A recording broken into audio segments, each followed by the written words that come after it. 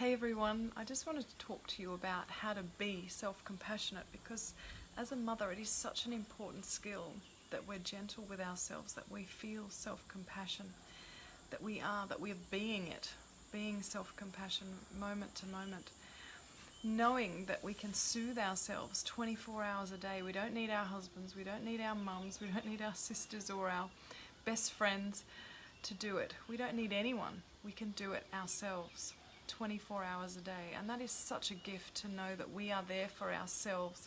How would we be for our best friend if they were feeling low in that moment? Is a good way to feel.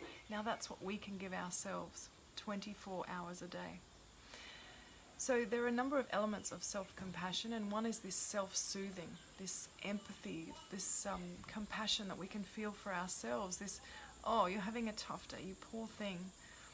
And the second element, well, there are a number of elements, this, I'm just going to mention two today, is this common humanity. So knowing that I'm not the first and I'm not the last mother that is suffering right now. We all go through it, and there's so many other mothers out there that are going through what you're going through right now, what I'm going through right now, or what they have been through it, or they're about to go through it. So we all experience the same sorts of thing. It's a common humanity. So self-compassion is really recognizing our common humanity and being kind to ourselves within that, soothing ourselves within that. So I'm going to give you a really good example of self-compassion in action, because I've been feeling today that I need it a bit, and it's worked wonders for me with the last little interaction I've had with my two almost toddlers, so a 3-year-old and 1-year-old.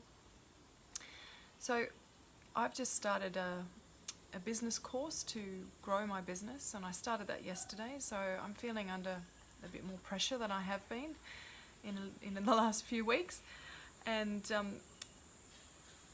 I'm up late watching videos, taking notes, doing my homework, and getting ready for doing stuff today. And then when the girls slept today, I did a bit more. In amongst that, I took the girls to see a friend, and our girls all played together because they're similar ages, which was really nice. But we are going away on a little holiday tomorrow, which means me packing for 3 of us, getting us all ready, and you know what that's like. It can be hard to just pack for yourself, let alone 3 of you. And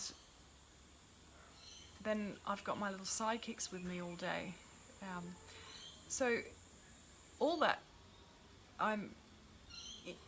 is not so bad, but when you've gone to bed late and woken up far earlier than you needed to, it becomes a tough day. And by the afternoon, I thought I was doing pretty well until things went a bit quiet for a while, and I went and checked my girls on the deck, and my 3-year-old is throwing mud all over herself and her little sister out of a pot plant, which obviously, there could be fertilizer and things like that is not very good for them to have on them. So it's all over the deck. It's all over each other. So I whisked them quickly into the shower, and while I'm in there, my 3-year-old decides, as we're getting out of the shower, to go to the sink. She said she was brushing her teeth and ended up tipping my bath, my precious mindfulness expensive bath, it was the last of it, but still, down the sink, using some bits like from my makeup bag, which I pretty much haven't worn makeup for the last few years because I don't like to wear it breastfeeding, and so she's there grabbing stuff out of this old makeup bag, which obviously I don't really use it, so I don't really care, but still it's frustrating. There's water all over the floor, my stuff's being destroyed.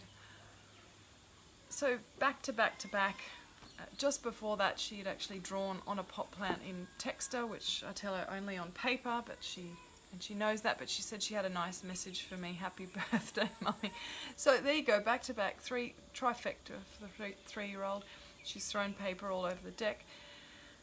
and they're gradually pulling things out of the pile that I'm packing, and things are trailed all through the house. So it's been quite a challenging afternoon in terms of keeping my cool, but I have managed to.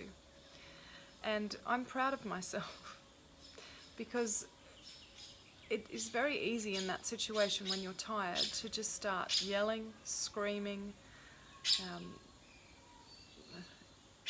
putting your kids in timeouts or whatever, your style is. It's very easy to do that kind of thing. But today I've managed to do none of that. And I'm really proud of myself. Now, that I feel is the result of me being compassionate to myself. Me knowing my limits and helping myself today, excuse me, itchy nose, to get through the day despite the challenges. Knowing that I'm not alone, that we all suffer these things with our kids. And the important thing is really keeping our cool. And we need to do this through great self-care, through great self-compassion, because otherwise we do lose it. And I wanted to share all that with you because self-compassion, as I said at the start, is something that we have available to us 24 hours a day. And we don't need anyone else for it.